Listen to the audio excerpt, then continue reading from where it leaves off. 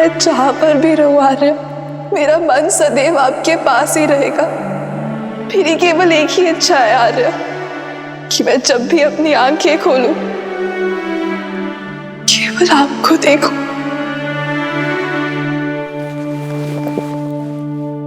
उर्मिला,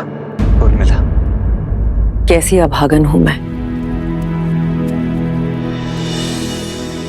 मेरे लक्ष्मण और उर्मिला मेरे कर्मों का भुगतान कर रहे हैं। नहीं माँ, उर्मिला की निद्रा कोई श्राप नहीं है, ये तो उसका तप है, प्रेम की शक्ति है। उर्मिला केवल अपनी निद्रा ही नहीं, लक्ष्मण की निद्रा भी ले रही है। ये तो निद्रा देवी का आशीर्वाद है लक्ष्मण और उर्मिला दोनों को।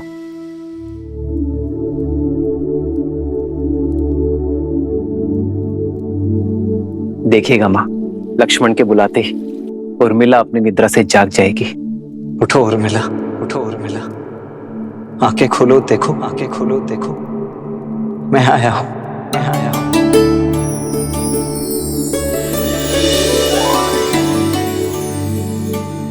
आर्य, आप, हे महादेव, आपके वनवास के प्रस्थान का समय हो गया।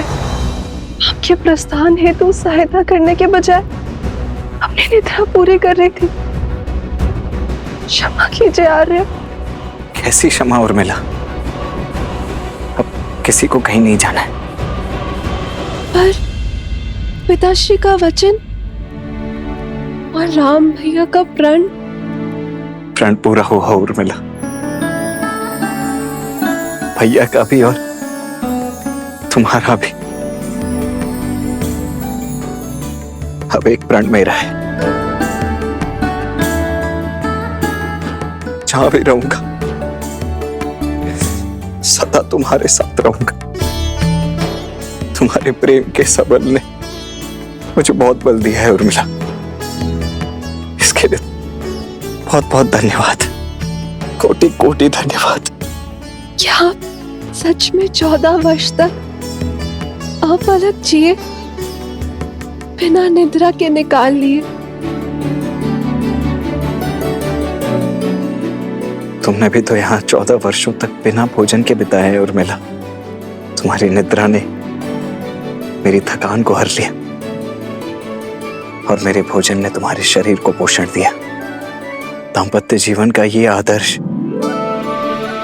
यही तो भैया ने हमारे माध्यम से संपूर्ण संसार को दिया है, कि पति पत्नी दोनों एक दूसरे के पूरक होते हैं, जीवन के भी, प्राणों के भी और समर्पण के भी।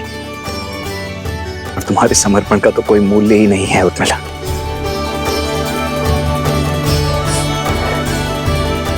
अब चलो, पूरा परिवार, समस्त अयोध्या और विशेषतः भाभी माँ तुमसे मिलने के लिए अत्यंत व्याकुल है। मैं भी आर्य। आओ दीदी,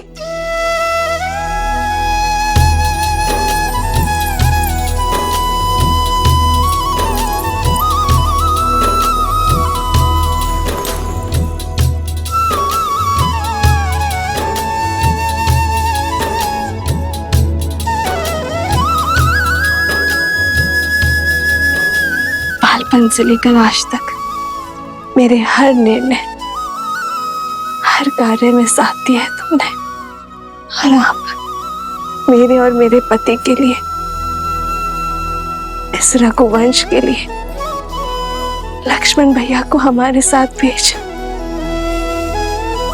एकांत का दंश भी झेल लिया तुमने।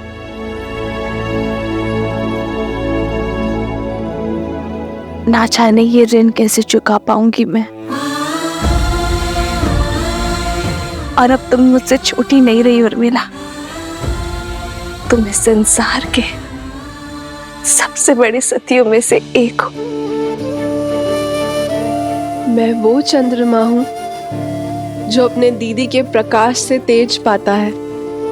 मैं आपसे कभी बड़ी हो ही नहीं सकती दीदी। और रही बात बहनों के बीच ऋण की बेड़ी नहीं, आलिंगन का बंधन होता है।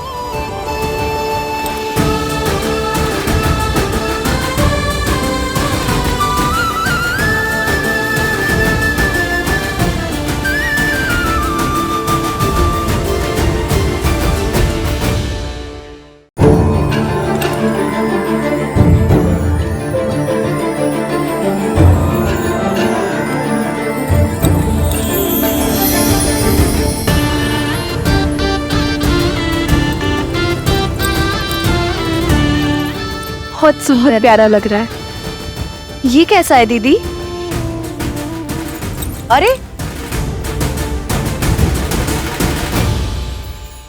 तुम सब यूं ही अब तक बातें कर रही हो। ऋषि मुद्गल के स्वागत की तैयारियां करनी है, वो आते ही होंगे। जी माता, वर्षों बाद बहनों से मिली तो कुछ स्मरण नहीं आया। मैं समझ सकती, जो पीड़ा तुम सबने भोगी है वो मेरे कारण ही तो है। नहीं माता, जितना कष्ट हमने सहा उससे कहीं अधिक आपने सहा, और शारीरिक कष्ट से कहीं अधिक मानसिक कष्ट होता है माता।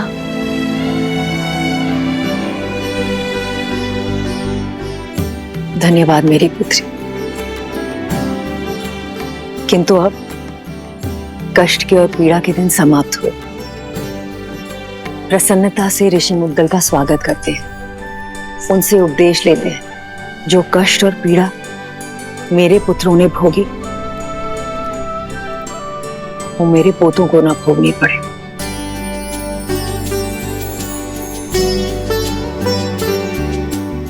और अब तो केवल इसी समाचार की प्रतीक्षा है कि कब मुझे ये बताया जाए कि मैं मां से दादी बनने वाली।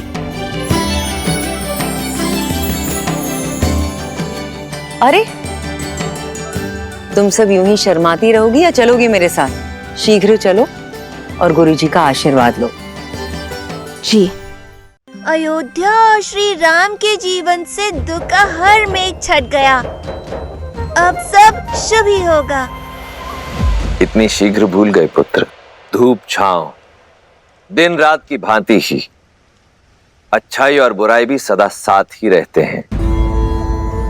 दीपक की आवश्यकता तो वहीं होती है जहां अंधकार होता है और लोग जलते हुए दीपक के प्रकाश में उसके नीचे पसरे हुए अंधकार को देखना भूल जाते हैं। जब सामने सब उचित प्रतीत हो रहा होता है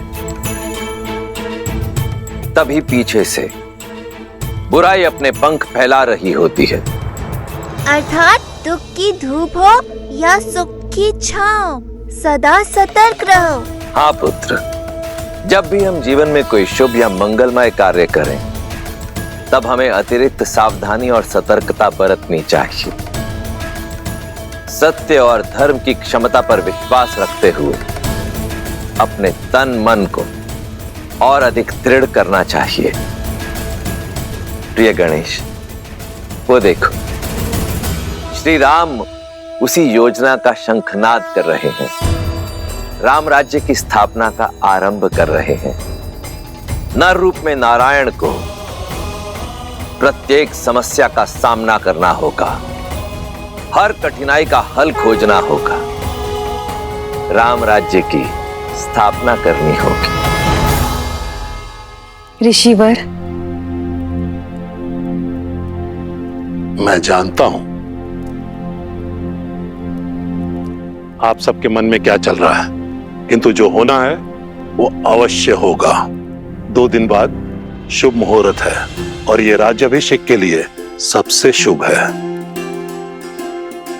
श्री राम भगवान सूर्य के आशीर्वाद से सूर्यवंश के अगले सिरमौर आप ही होंगे।